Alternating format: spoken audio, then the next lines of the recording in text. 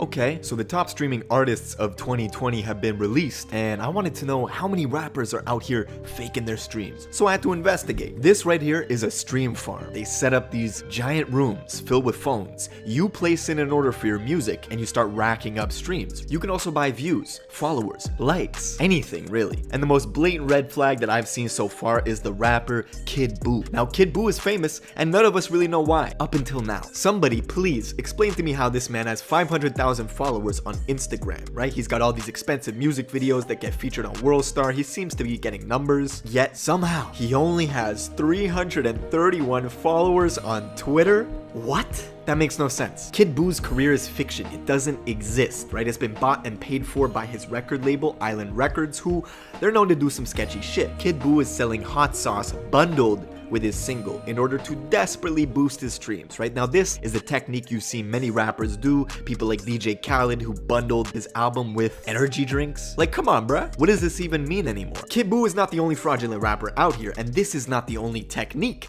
the rappers are using. The second technique is far more disturbing. It involves defrauding the streaming services themselves using computerized click farms and bots, but these bots are also capable of hacking into legitimate accounts and streaming from those accounts when nobody's using them. In plain English, they're hacking into your accounts and playing music on your accounts. Hey Spotify, this song by French Montana keeps playing by itself when I am using the client on my PC. I do not know whether this is a glitch or if someone hacked into my account. Please help. Someone hacked into my Spotify and started listening to French Montana. I feel so violated. Yo, someone is listening to Writing on the Wall by French Montana again on my Spotify. WTF.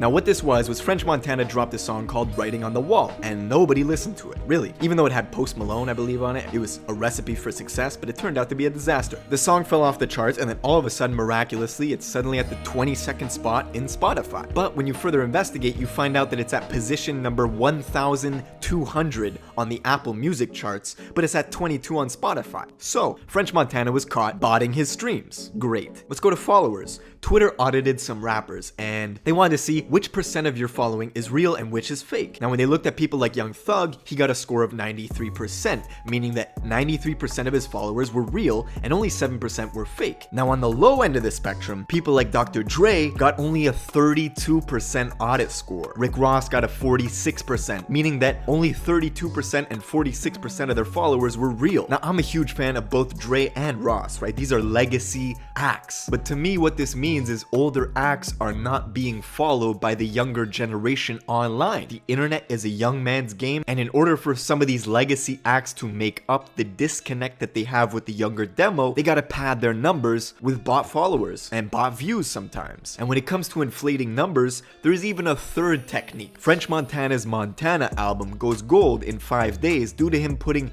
multiple songs from 2016 on his 2019 project. Next time Academics posts the first week sales for a rapper asking you if it's a W or a L, you don't know what to believe. We don't know what's real. Now look at someone like Lil Tecca. People thought that he was buying streams and that he was an industry plant because his hit song kind of came out of nowhere. Personally, I don't think Tecca is a fraud because he had a consistent fan base on SoundCloud before he was signed. If someone is consistently doing well on SoundCloud, to me, most of the time that means they're legitimate because SoundCloud, there's no money. Now the truth is, these techniques, all they do is evolve. Before the streaming era, labels would purchase boxes of their artists' albums and just ship them off to these remote warehouses only to resell them after, right? Nobody buys physical copies anymore, so they just have to update their tactics. Now maybe somebody is asking, why bro? Why would you buy fake followers? Fake followers don't buy your music or go to shows. Well, they actually indirectly can make you money by making you appear more famous than you actually are. This industry is largely based off of perception. Who's the coolest?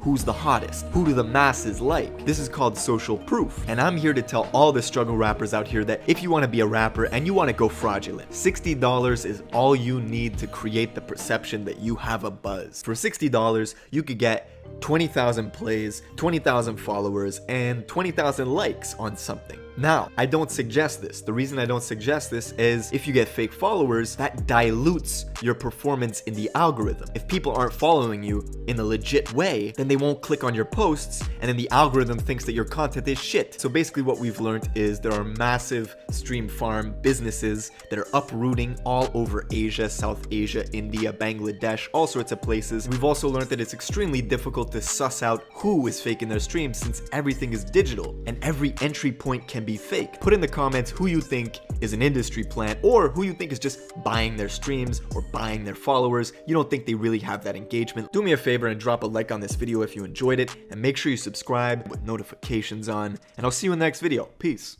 Question: how many faking they streams, getting they plays from machines? That's a damn good question, Cole.